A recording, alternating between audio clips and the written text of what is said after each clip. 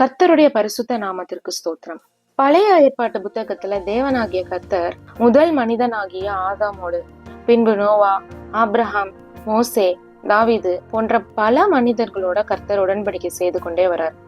இந்த உடன்படிக்கை அப்படிங்கிற வார்த்தை தான் ஆங்கிலத்துல கவர்னன்ட் அப்படின்னும் எபிரேயத்துல பெரைட் அப்படின்னும் எழுதப்பட்டிருக்கு.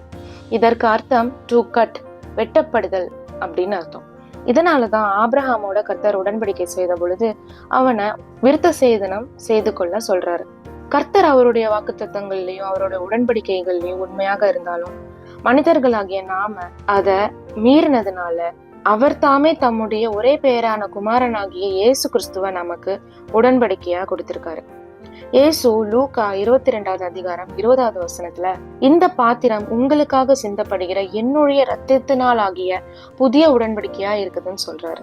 அவரில் அன்பு கூர்ந்து அவருடைய கற்பனைகளை கை கொள்ளுகிறவர்களுக்கு தேவன் 1000 தலைமுறை மட்டும் உடன்படிக்கையையும் தயவையும் காக்கிற உண்மையுள்ள தேவனா இருக்கிறார்.